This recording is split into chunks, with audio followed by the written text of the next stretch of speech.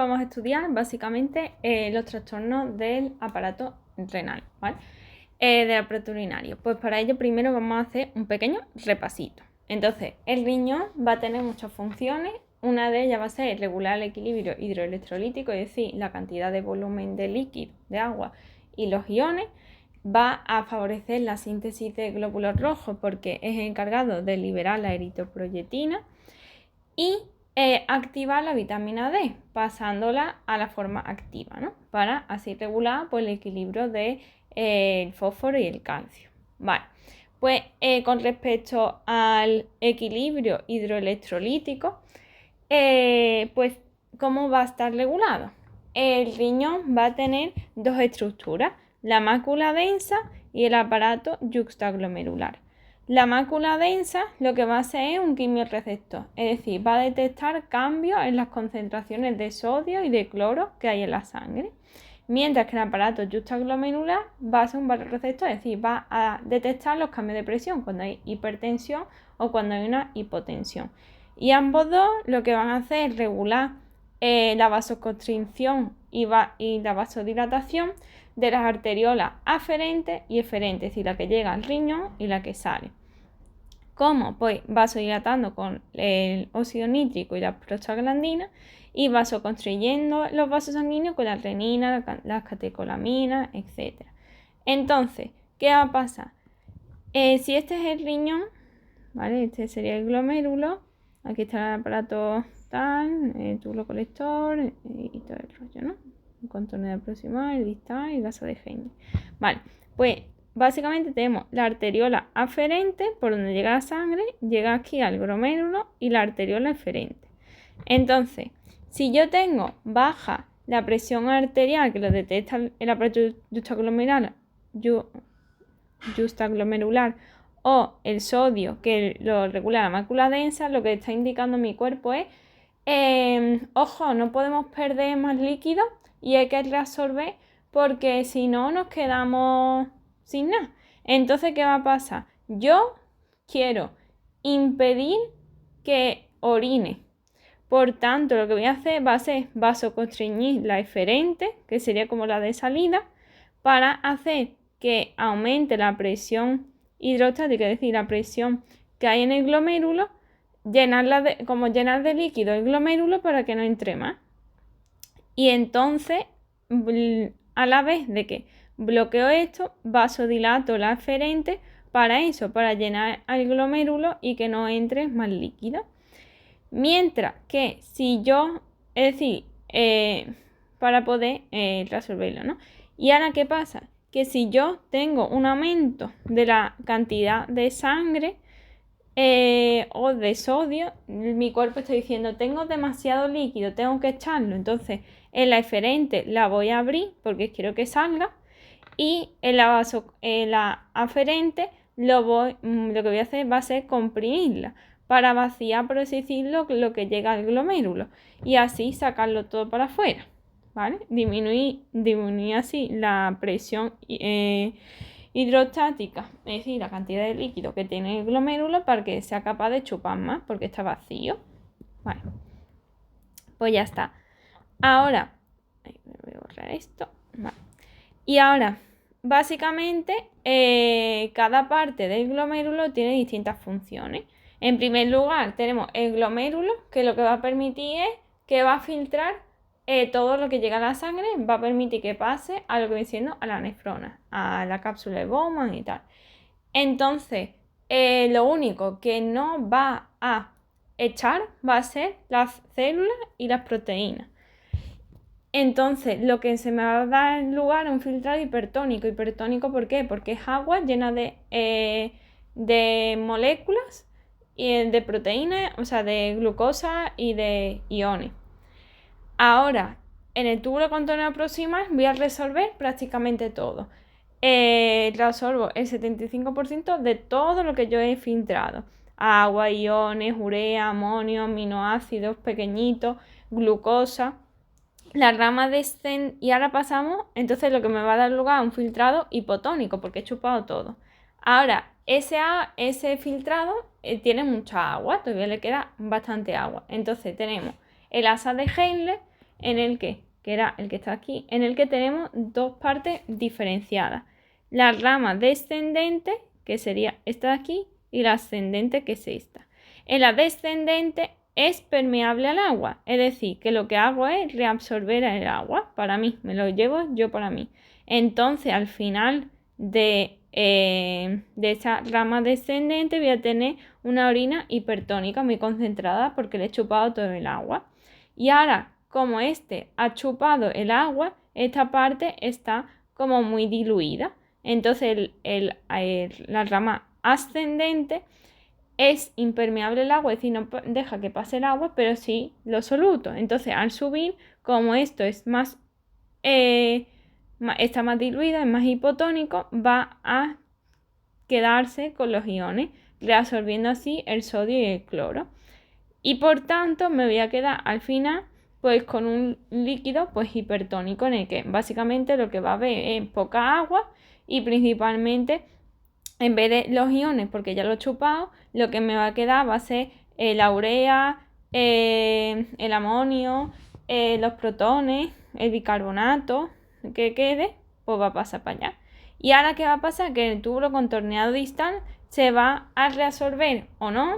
O sea, ahora en el túbulo contorneado distal y en el colector voy a determinar si voy a hacer más. O sea, esto de aquí de agua es en plan lo normal que se reabsorbe siempre. Y ahora, para determinar y regular la presión arterial, lo que hago es, a nivel del túbulo contorneado distal y en el colector, liberando con el sistema renina-angiotensina-aldosterona y con la DH, voy a regular la cantidad de agua que absorbo de más o que dejo de absorber según yo necesite. Y y aparte, en estas dos zonas lo que voy a hacer va a ser excretar los protones para afuera para regular lo que viene siendo los protones y la urea para regular lo que viene siendo el pH del cuerpo, ¿vale? Y como el pipí sería demasiado concentrado, porque he hecho muchos protones, lo que hace el cuerpo es usar el amonio y el fosfato, echarlo a la orina para que se combine con los protones y evitar que sea tan ácido el pipí. Porque tiene que ser un poco ácido para evitar que las bacterias proliferen, pero no lo suficiente, no súper ácido, porque si no me rompo el urotelio, ¿no? Vale. Entonces, ¿cómo vamos a evaluar la función renal? Pues básicamente con la tasa de filtración glomerular. Es verdad que se puede usar la creatinina y la urea, pero la creatinina no es tan buena porque depende del ejercicio físico de la persona. Hay que ajustarlo, porque por ejemplo, si yo soy deportista, se me rompen las células musculares al hacer ejercicio y las células musculares tienen creatinina también en su interior, entonces lo voy a ver elevada y no voy a saber de qué, si del riñón o porque hace ejercicio. Entonces lo mejor es usar la tasa de filtración glomerular, ¿vale? Bueno, pues básicamente para clasificar si esa orina es normal o no, lo que nos vamos a fijar es en el volumen de la orina, que si tengo menos de 100, pues tengo anuria, es decir, no hago pipí, menos de 400 oliguria, es decir, hago poco pipí, y eso es básicamente un globo vesical. Es decir, que la vejiga está llena de líquido y no se filtra. ¿Y por qué no se va a filtrar? Pues porque no llega la sangre, es decir, una presión hidrostática de la arteria aferente baja, no llega. Una pequeña, una pérdida de la superficie de filtración porque se dañe lo que vienen siendo los glomérulos. O bien, es decir, que se mueran, la glomerulonefritis, o un aumento de presión en la cápsula de Bowman, porque yo vasoconstriña la arteriola eferente, como vimos, o porque se destruyan los túbulos, o porque tenga un cálculo renal, o porque se me rompan los túbulos, se me muere, y entonces esas células, sus detritus, se caen a lo que viene diciendo al túbulo y me lo obstruyen. Y ya está, pues ya está. Ahora, y ahora, si está aumentada, pues sería la poliuria. Es decir, hago más pipí de la cuenta, más de 3.000 mililitros, es decir, más de 3 litros. Entonces, esto me puede ser debido a dos cosas. O bien a que tenga una diabetes insípida, o bien a que consumo demasiada agua. Entonces, lo que le hago es que le digo al paciente que deje de beber agua, le obligo a no beber más agua, o le pongo un suero hipertónico, que al final va a ser lo mismo, intentar que el paciente se deshidrate. Y ahora, si el paciente lo que le pasa es que tiene un trastorno, que bebe mucha agua, su sistema de regulación de la concentración del equilibrio hidroelectrolítico está bien. Entonces va a liberar ADH y entonces el pipí se va a concentrar. Pero si no le funciona, estamos ante una diabetes insípida, en el que voy a ver que el paciente sigue orinando mucho aunque no beba y se está deshidratando. Entonces, lo que voy a hacer va a ser administrarle ADH para saber si el problema es que no libera el ADH, entonces tengo un nivel a nivel de la hipófisis, a nivel de la neurohipófisis, o si el problema está en el riñón, en los receptores del ADH. Entonces, si yo administro la ADH y se corta el pipí, que era lo que yo espero, porque es antidiurético, antipipí, pues entonces significa que la diabetes es central, es decir, a nivel de la hipófisis. Pero si no se corta y sigue haciendo pipí, como si no hubiera mañana, el problema está en el receptor. Entonces sería una diabetes insípida nefrogénica, la causa está en el riñón. Y eso puede ser por alteración de los iones, por aumento de calcio o la disminución de potasio, o porque estén rotos los túbulos, es decir, el riñón, por el litio, por nefropatía, por un infarto, es decir, porque se produzca un trombo y me las mata, por isquemia, etc. Y la nicturia, pues básicamente hace pipí por la noche. Y eso puede ser porque tenga poca capacidad de la vejiga, porque esté embarazada, porque tenga un tumor o lo que sea que me comprima la vejiga, o porque la vejiga no está bien inervada, vejiga neurógena, y entonces me hago pipí todo el rato. Y por el otro lado tenemos que la capacidad de vejiga sea normal. El problema es que bebo mucho o que tenga problemas con respecto al ADH, o porque consumo mucho alcohol o café, que aumenta, pues básicamente, que actúa como si fuera un diurético, aumentando que hagas pipí, ¿no? Vale. Y entonces, aparte de evaluar el volumen, tenemos que ver la composición de ese pipí, en el que podemos ver cilindros, que son básicamente las células del túbulo, las células tubulares de túbulo contorno proximal, distal, colector o de lazo de Henle, que se han muerto y se caen a lo que viene siendo al interior de la luz del túbulo, y entonces me van a aparecer esas célullas muertas en mi orina. Puede haber sangre, hematuria, o puede haber proteína.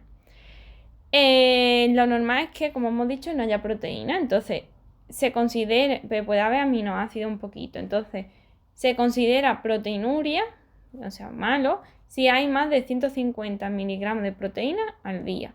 Los síntomas, como estoy perdiendo proteína, entre ellos albúmina, pues va a disminuir la presión oncótica y van a aparecer pues edema. Y ahora, la proteinuria puede ser una microalbuminuria, es decir, que sean de pequeño tamaño, sea poco, es decir, menos de 300 miligramos al día, o macroalbúmina, más de 300. Microalbúmina es que me está diciendo, oye, estás empezando a fallar, y la macroalbuminuria significa que ya ha fallado, es decir, que ya hay una insuficiencia renal. Entonces, dentro de esta proteinuria tenemos una moderada intensa y el límite nefrótico. La moderada es cuando tengo menos de 300, es decir, la albuminuria, que es que tengo los factores de riesgo por hipertensión arterial, diabetes, glomerulonefritis, que me está empezando a dañar, lo que siendo el glomérulo.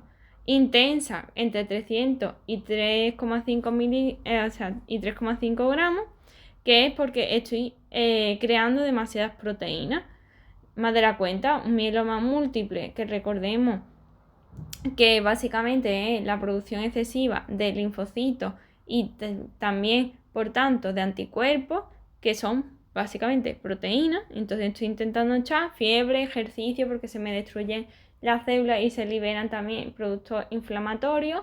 Y entonces pues, pueden caerse las proteínas para allá, ¿no? Que son aumentadas porque se rompen las células. Y el límite nefrótico es cuando tengo una alteración del riñón por causa nefrótica, es decir, pierdo proteína porque se ha roto la membrana basal, es decir, se ha roto y ya no filtra. Tiene un agujero gigante por el que pasa todo. Vale, que ahora lo vamos a ver posteriormente. Entonces tenemos insuficiencia renal aguda y crónica. La insuficiencia renal aguda es un problema que es reversible si se coge a tiempo. Y básicamente la insuficiencia renal aguda tiene lugar cuando se muere más del 50% de nuestras nefronas. ¿Vale? Entonces, hay distintos grados. Tenemos estadio 1, estadio 2 y estadio 3, ¿no? En el que pues, se va a determinar pues, según el pipí que haga y la creatinina. Si aumenta la creatinina del 1,5 hasta 2 sin llegar a él, pues de estadio 1, si es más de 2, pero no llega al 3, estadio 2, y cuando tiene más de 3, pues estadio 3. Es decir, estadio 1 se queda en el 1, estadio 2 se queda en el 2 y estadio 3 cuando pasa de 3. Ya está. Y el pipí pues cada vez menos. En vez de el primero sería menos de 0,5 de 6 a 12 horas. El estadio 2 menos de 0,5 pero en 12 horas. Y el estadio 3 que hace menos pipí todavía, anuria básicamente. Entonces, tipos distinguimos insuficiencia prerrenal, renal y postrenal. Es decir, que si este es el riñón prerrenal, el problema está cuando llega la sangre, es decir, en la arteriola, o si no, o como si quieres poner así. Aquí están los túbulos y todo el rollo, ¿no? Pues el prerrenal, el problema está en la arteria aferente, en lo que me dice la vascularización. En la renal intrínseca el problema está en el túbulo, en la nefrona. Y el postrenal es que hay un cálculo después, es decir, una obstrucción de típico cálculo de las vías renales, en plan de los uréteres o lo que sea. Entonces, si yo tengo una obstrucción de la vía urinaria, no puedo poner contraste. ¿Por qué? Porque si yo administro contraste por la sangre, cuando lo intente limpiar mi cuerpo, no lo va a poder excretar por la orina. Entonces se va a acumular el contraste que es tóxico para nosotros. Entonces es importante pues no administrarlo. Vale. Entonces, a nivel prerrenal, el problema es que no llega la sangre. ¿Por qué? Pues porque hay una hipovolemia. Puede ser real porque estoy perdiendo líquido, hemorragia, vómitos, diarrea, etc. O efectivo, es decir, no hay suficiente volumen, pero no llega porque hay un fallo de bomba, insuficiencia cardíaca, porque se me está produciendo esa cirrosis, se me acumula el líquido en las piernas, por infecciones graves que me producía ese sepsis, ese shock séptico, etc. Entonces, la consecuencia es que tengo menos filtración glomerular, es decir, me llega menos sangre al glomérulo. Como filtro menos, se activa el sistema renina-angiotensina, activado pues por la mácula densa y el aparato juxtaglomerular, que lo que van a hacer va a ser favorecer la reabsorción de sodio y de agua para aumentar la volemia y excretar el potasio y los protones por la orina. Además de eso, de intentar reabsorber agua, produce vasoconstricción para así intentar aumentar la tensión arterial que está notando el cuerpo que está bajando. Ahora, insuficiencia renal intrínseca, es decir, a nivel de los túbulos, pues puede ser problema a nivel de túbulos, a nivel de glomérulos, de los túbulos y del estroma, ¿no?, que los rodea, o a nivel vascular de la nefrona, ¿no? Vale, entonces, dentro de esto, para entonces diferenciar prerrenal del renal, es que en la prerrenal lo que ocurre es la alteración era en el vaso sanguíneo. Entonces, la sangre, o sea, el sodio en la orina va a ser menos que en el plasma porque no llega. Entonces, como esto en la orina es poco y en el plasma hay mucho, pues va a estar disminuida la cantidad de sodio. Entonces la cantidad de sodio en la orina va a ser poca y la molaridad pues va a ser mucha, ¿no? Y entonces, ¿el sedimento de la orina? No, ¿por qué? Porque el túbulo está bien, o sea, no se han roto no se ha muerto nadie de los túbulos para que se caiga la luz y forme esos cilindros. Mientras que la insuficiencia renal, la sangre sí que pasa al riñón, lo que pasa es que no es capaz de absorberlo correctamente. Entonces se excreta por la orina. Entonces, ¿qué va a pasar? Que el sodio va a estar aumentado. Entre el sodio entre el plasma y la orina va a estar aumentada, entonces el sodio en la orina y la molaridad pues va a estar baja porque hay líquido, ¿no? Que compensa. Y sí habría cilindro, porque hemos dicho que se rompe los túbulos. Vale.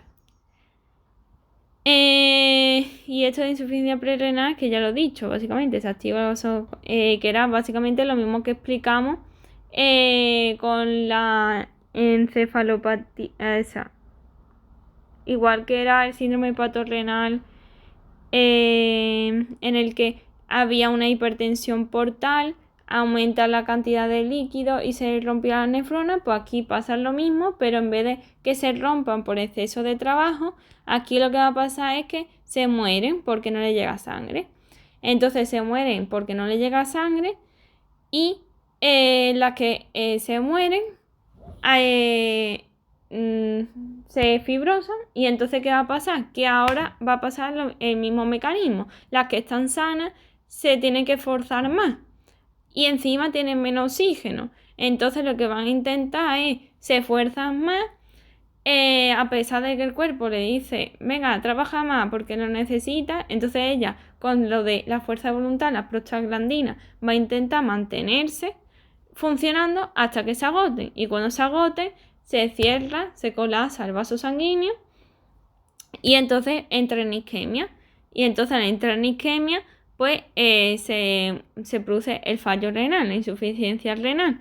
Y entonces la mácula densa va a notar que aumenta el sodio porque no estamos filtrando y se está acumulando. Y entonces va a producir que se libere el adenosina y el trombosano 2, intentando vasoconstricir la arteriola aferente, como dijimos antes, e intentar que disminuya el flujo renal. Y lo que va a pasar es que va a vasoconstricirse la arteria aferente, se va a disminuir aún más la filtración glomerular, va a llegar menos sangre todavía a las nefronas y se morirán más. Entonces se morirá pues tanto los túbulos, es decir, la nefrona como el endotelio. Y ya está. Bueno, y ahora la enfermedad renal crónica, lo que a diferencia de la aguda es que la crónica es irreversible, mientras que la aguda era reversible. Y ahora, la principal causa pues va a ser la diabetes mellitus, ¿vale? Y ahora, importante, insuficiencia renal crónica de enfermedad renal crónica. Enfermedad renal crónica es una disminución de la capacidad del riñón, o sea, de la muerte progresiva de las nefronas. Mientras que la insuficiencia renal crónica es cuando esa enfermedad renal crónica ya es avanzada y la tasa de filtración glomerular está por debajo de 60 mililitros. ¿Vale? Entonces, como hemos dicho, la enfermedad renal crónica tiene distintas fases, siendo la última la insuficiencia renal crónica, que sería la fase urémica, que vamos a ver ahora. Entonces, primero tenemos una fase normal en la que la tasa de filtración está bien, 320 y 90. Después, la fase de compensación completa en el que se empiezan a morir las nefronas. Entonces, la tasa de filtración glomerular disminuye hasta de 90 a 60, pero todavía no hay síntomas porque hay suficientes nefronas que puedan trabajar. Entonces no voy a tener ningún problema. Ahora tenemos la fase de retención compensadora, en la que esa tasa se han muerto más nefronas todavía y tengo la tasa de filtración entre 60 y 30. Y ahora lo que va a pasar es que se van a ir muriendo cada vez más las nefronas, porque tengo nefronas que funcionan pero están sobrecargadas. Y entonces poco a poco se me irán muriendo. Cuando se me mueran todas, ya entrará en el fallo renal y la tasa de filtración glomerular será menor a 15. En ambas dos realmente vamos a tener aumento de la PTH porque se me está acumulando la PTH, lo que hacía es absorber calcio y favorecer la excreción de fósforo a nivel renal. Entonces, como no me funciona el riñón, no absorbo calcio ni excreto fósforo. Entonces, lo que va a pasar es que se va a aumentar para intentar conseguir esto. Va a, como hemos dicho, una de sus funciones es sintetizar la eritropoyetina. Como sus celulitas se están muriendo, pues va a disminuir y va a aparecer la anemia y no se va a poder y vamos a ver aumentado la urea y la creatinina porque no se están muriendo las células y no pueden reabsorberla. Entonces, básicamente, la diferencia entre la fase compensadora de retención compensatoria y la urémica es que en la urémica está el fallo renal porque se han muerto todas las nefronas y entonces se va a acumular la urea y por tanto el amonio, dando lugar a los problemas que vimos en el tema anterior, ¿no? Vale, entonces la teoría de nefrona intacta ya lo hemos explicado, pero básicamente era que me llega poca sangre.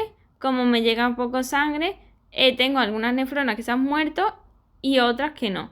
Entonces, como tengo poca sangre, las nefronas que son capaces sobreviven y las otras mueren. Entonces tengo menos nefronas sanas. Como tengo menos nefronas sanas, se van a vasodilatar los glomérulos de las nefronas sanas para intentar chupar más, para intentar trabajar lo que no trabaja en la otra, es decir, la fuerza de voluntad gracias a la prostaglandina. ¿Qué va a pasar? Que se están sobrecargando. Al sobrecargando se lesionan, se hacen daño. Por tanto, al lesionarse, lo que van a hacer es activar al sistema de renin-angiotensina para vasoconstrictir la arteriola aferente y que no le llegue tanta sangre porque ya están agotadas. Entonces, ¿qué va a pasar? Que al agotarse se aumenta la presión en el glomérulo, va a dejar de filtrar y se va a morir porque se está lesionando porque no le llega sangre, no le llega oxígeno y entonces pues esclerosis, se muere, se fibrosa, entonces menos nefronas sanas y entramos en el ciclo vicioso. Para intentar cortar este ciclo lo que tenemos que hacer es tratar con vasodilatadores y inhibiendo el sistema renina-angiotensina-aldosterona con los IECA, la ARA2, contra la aldosterona, los inhibidores SGLT2 que tienen doble función. Por un lado van a bloquear la absorción de glucosa a nivel renal y van a excretar y van a inhibir a la aldosterona. Entonces viene muy bien para los diabéticos porque me quito, hago un 2x1. Le bajo la glucemia y le bajo la tensión arterial si tiene hipertensión arterial.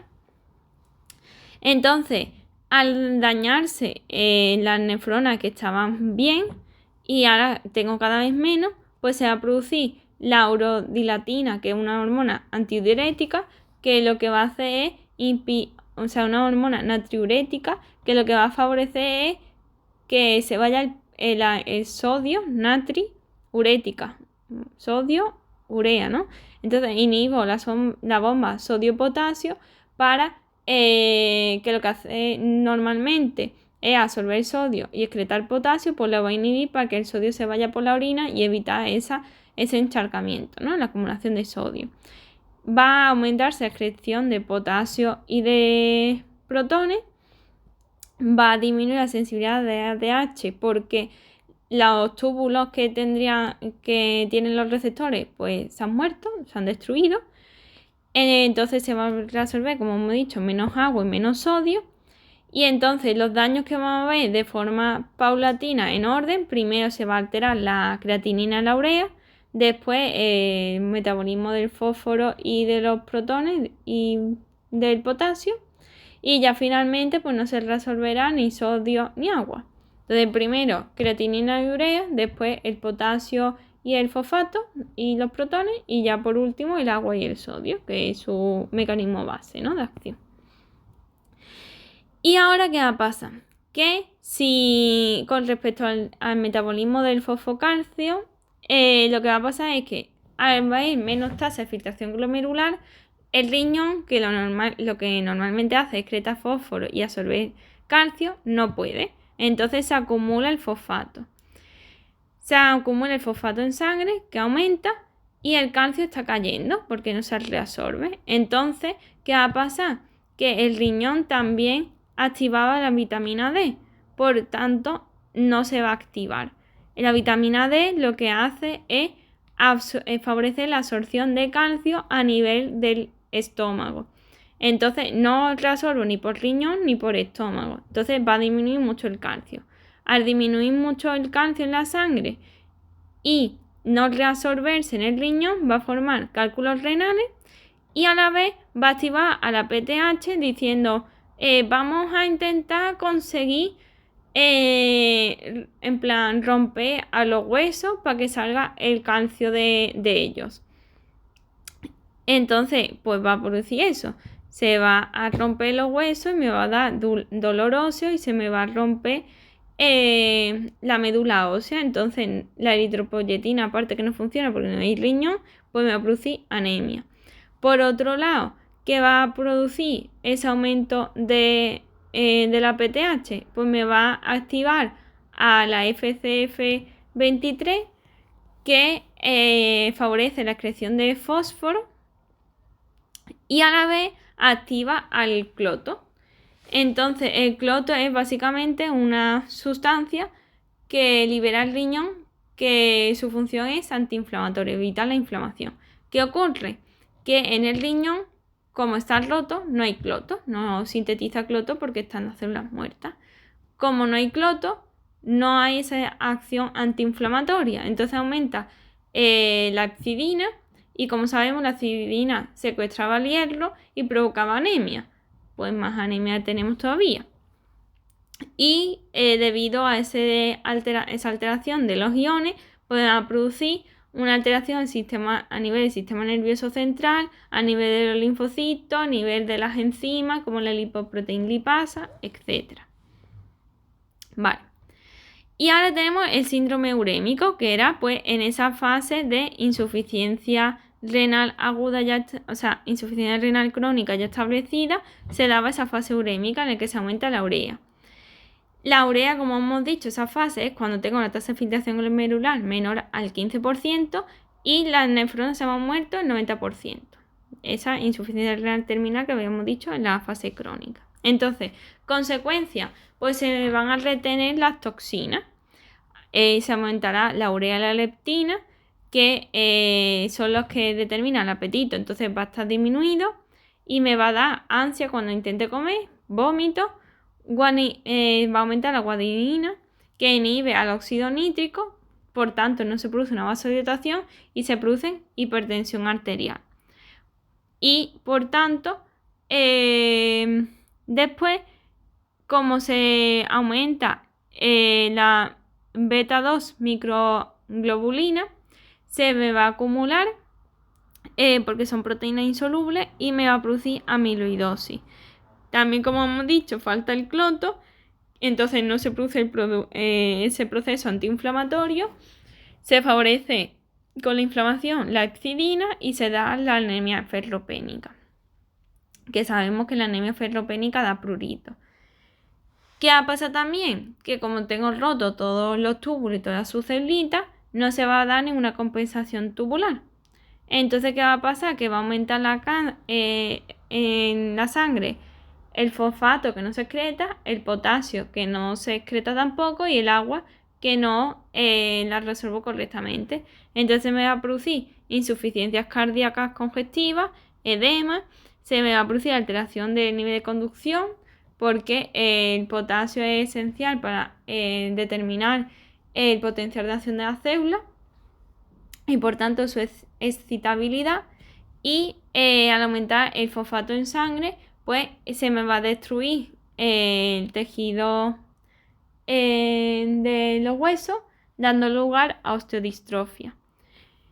Y por otro lado, como hemos dicho, al romperse el riñón y no tener el riñón funcionante, pues no se va a producir la eritropoyetina, por tanto, se va a producir una anemia normocítica, o sea, se va a producir, más bien sería una anemia ferropénica, más bien. Bueno, no, se me inhiben todas, vale, sí. Una anemia normocítica y va a disminuir la activación de la vitamina D.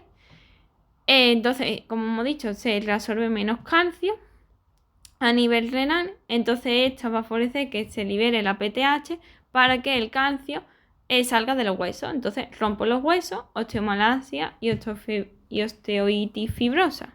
Cuando se rompa el hueso, se produce una fibrosis y por eso osteoitis fibrosa, ¿no? Entonces, pues los síntomas están resumidos pues, en ese dibujito. Y ya está. Vale. Y ahora tenemos lo que me diciendo las glomerulonefritis. Vale. Dentro del problema de los glomérulos tenemos dos grandes grupos. Tenemos el síndrome nefrítico y el síndrome nefrótico. La diferencia principal es que nefrítico es I de inflamación y el frótico es que se han roto los podocitos y no hay inflamación, ¿vale? Y en el nefrítico, por tanto, como hay inflamación, se rompe la célula y el tejido y se da lugar a hematuria. Y en el nefrótico es que se rompen los podocitos, la membrana basal y se generan agujeros gigantes. Y por ahí pasa todo. Y entre las cosas que pasan son proteínas. Entonces se va a ver proteinuria, ¿vale?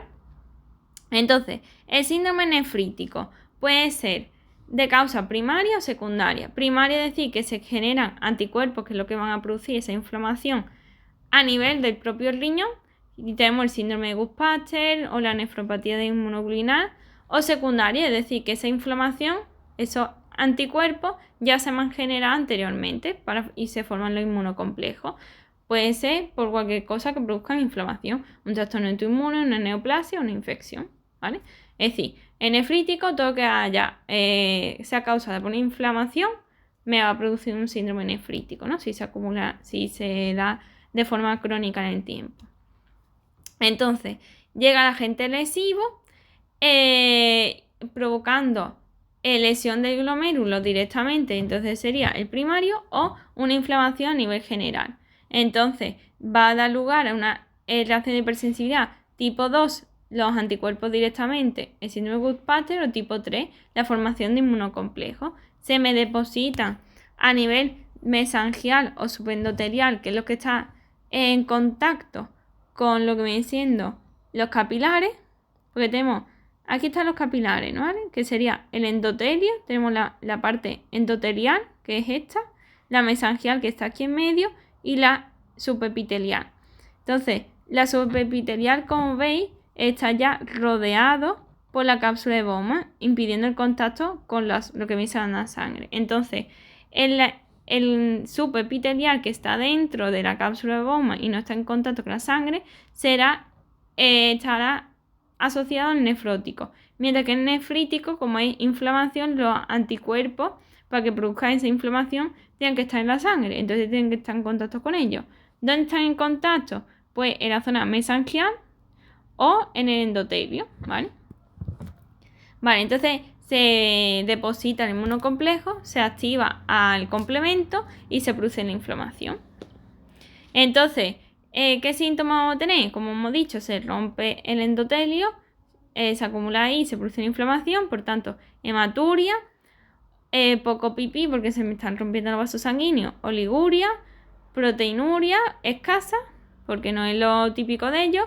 Como hago poco pipí, se me acumula el líquido, edemas generales y edema a nivel del ojo, hipertensión arterial porque se me está quedando acumulada la sangre y no hago pipí, y la insuficiencia renal pues será de variable más grave o menos dependiendo de cuántos glomérulos estén afectados.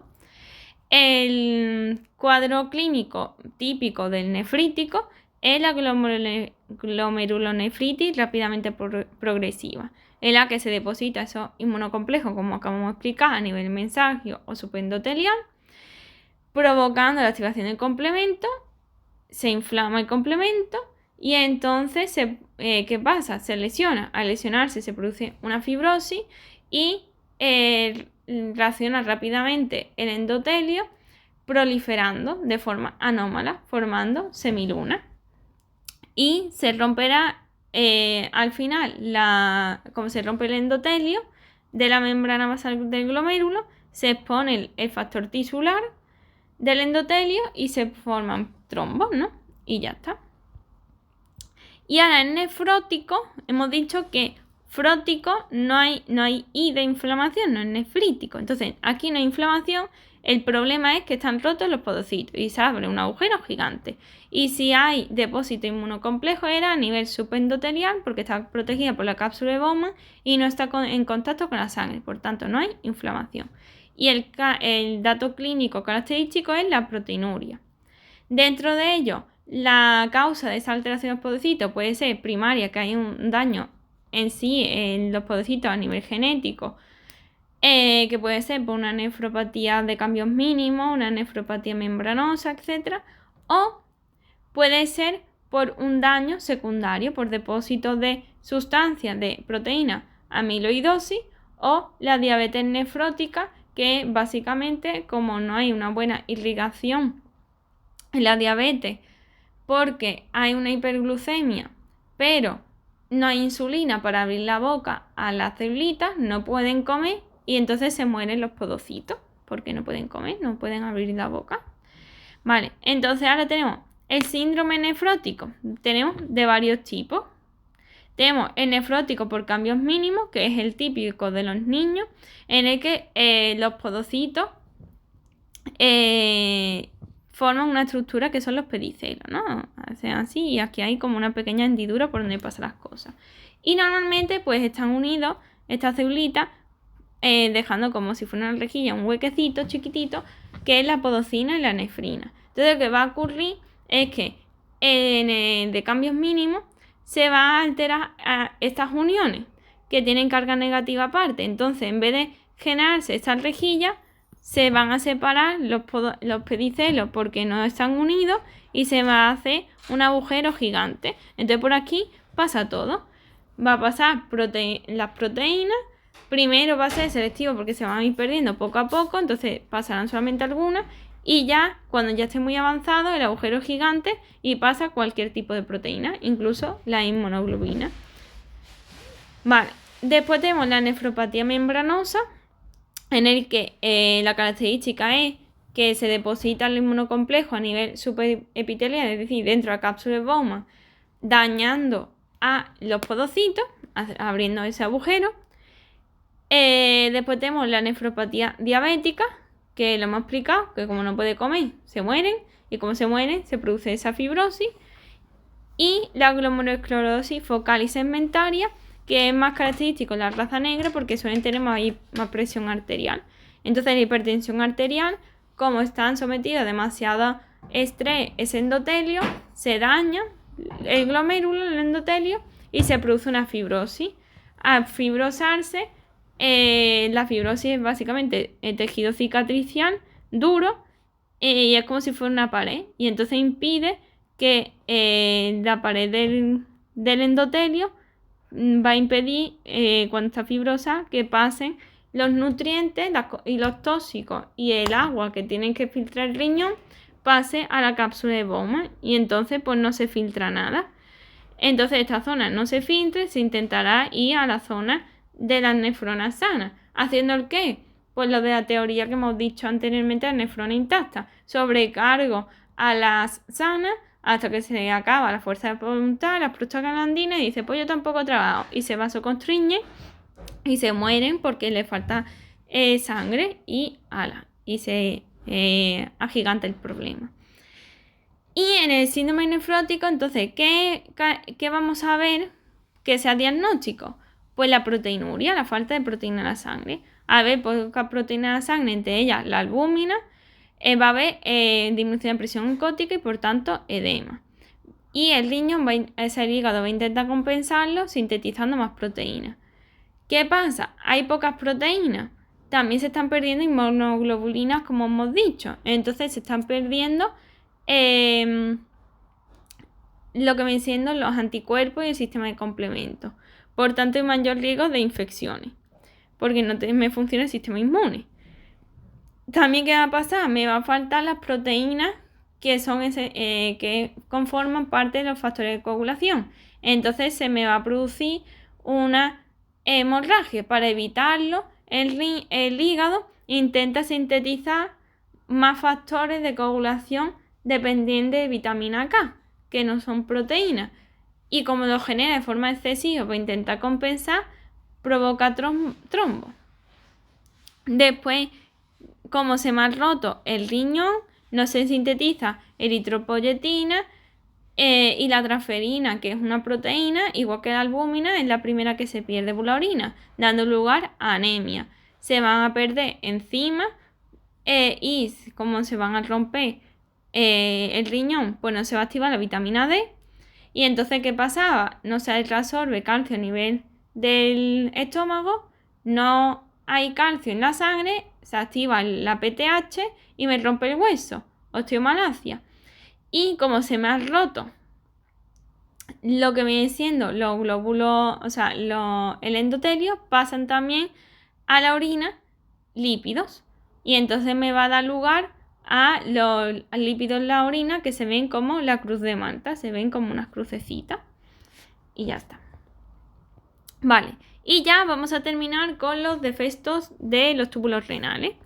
Básicamente hay distintos tipos dependiendo de dónde está lesionado el túbulo.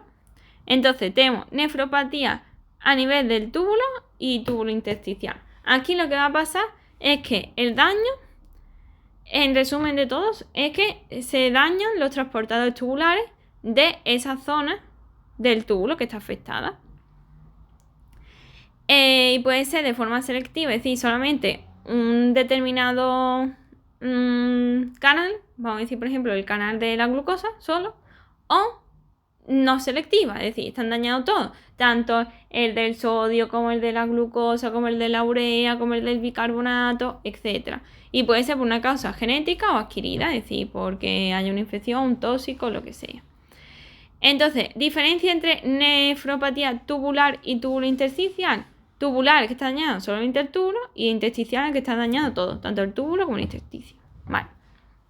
Pues vamos a explicar los distintos tipos. Tenemos la tubulopatía proximal. En la tubulopatía proximal está alterado, pues, el túbulo proximal. El túbulo proximal, ¿qué es lo que hacía?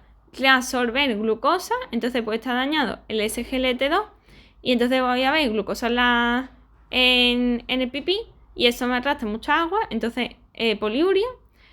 Después tenemos que se esté dañado, si no, el cotransportador sodio-aminoácido, por lo tanto no se reabsorbe el sodio ni los aminoácidos, voy a ver aminoácidos en la orina, aminoaciduria, y que estos aminoácidos se pueden agrupar, se pueden unir formando una masa compacta, dando lugar a cálculos renales, aunque suele ser poco frecuente, porque suelen ser de cálculos de hidroxiapatita, es decir, de calcio en el riñón normalmente, pero también pueden darse por aminoácidos. Que aumente lo que viene siendo el FCF23, que hemos dicho que es el que permite que salga el fósforo al pipí. Entonces, ¿qué pasa? Que ese aumente va a producir que haya más fosfato en la orina, entonces va a provocar, a la vez de que haya más fosfato, o sea, que no haya tanto fosfato en la orina porque no funciona, y que se inhiba a la vitamina D, entonces no se reabsorbe calcio, aumenta la PTH y me va a producir pues osteomalacia otra vez, se me destruye el hueso. Por otro lado tenemos la acidosis tubular proximal, en el que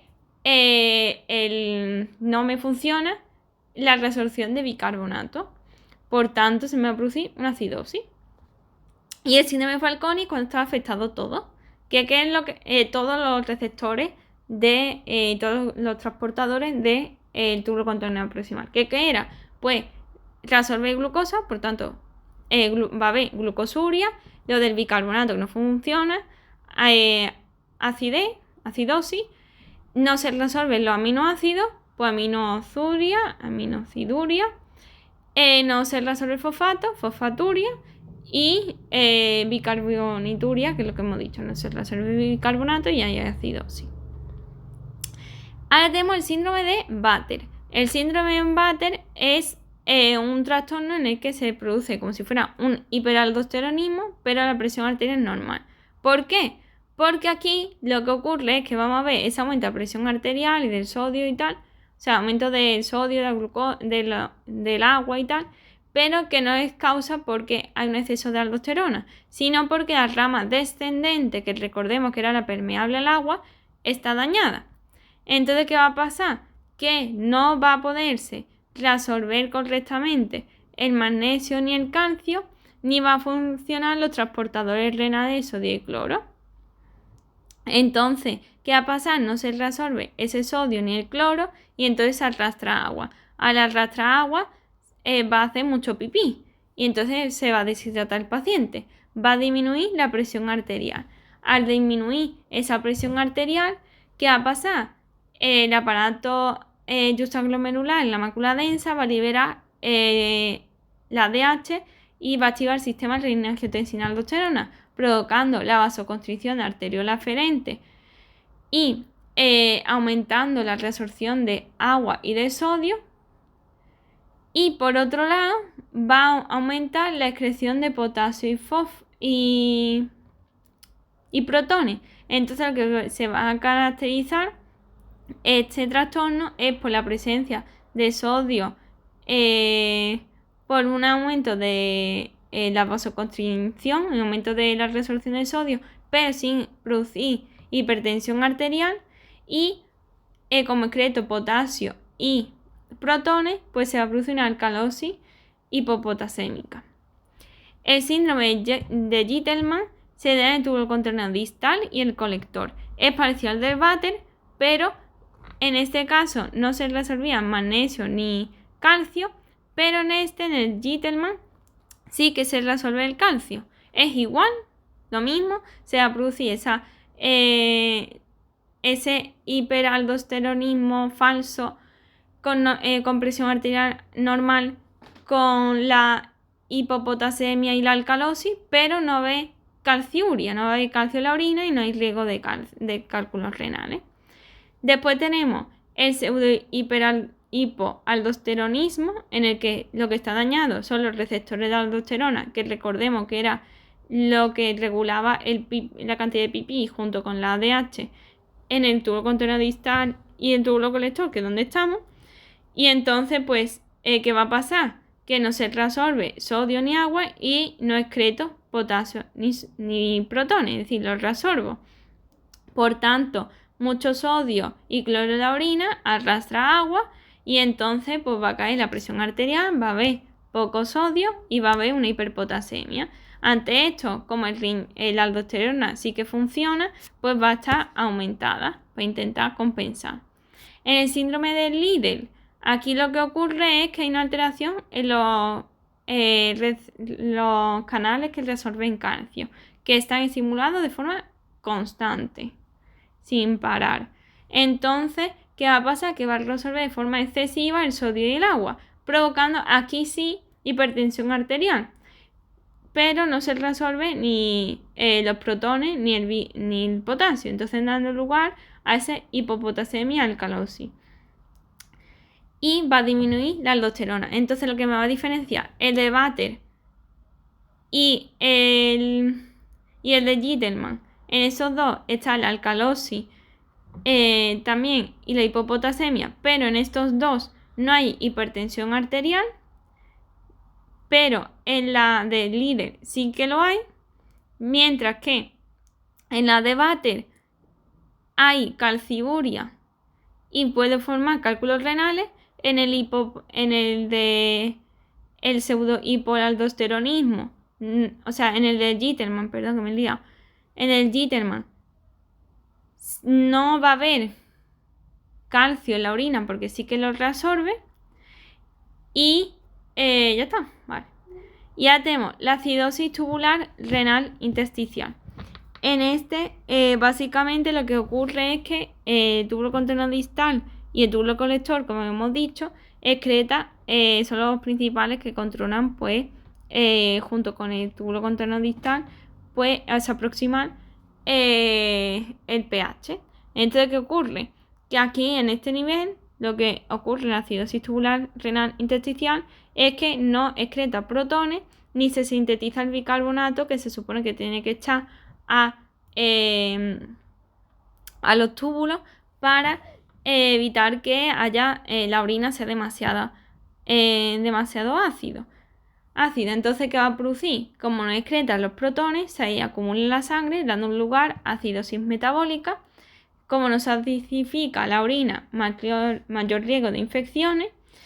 Y la concentración de bicarbonato en la orina, pues es normal porque no se está combinando, que normalmente tendría que estar un poco disminuida porque se tendría que estar combinando con los protones, además de que se está liberando se está liberando el bicarbonato y tal por ese aumento de la fermentación de nuestras bacterias. Vale, y ya tenemos la diabetes insípida, que básicamente es que la causa es pues que no libera ADH de forma genética, no seas capaz de liberar ADH, que no pueda sintetizar la acuaporina, que son los transportadores que permiten resolver agua, o que tenga una lesión en los receptores de esa ADH. Y adquirida, pues como siempre, la diabetes mellitus, que me rompe los túbulos colectores, entonces no voy a poder resolver nada. Nefropatías obstructivas porque están bloqueadas, o aumento del calcio o falta de potasio, que me inhibe al ADH. Entonces, si no hay ADH, antidiuresis no se da, no hay antipipí, se da constantemente.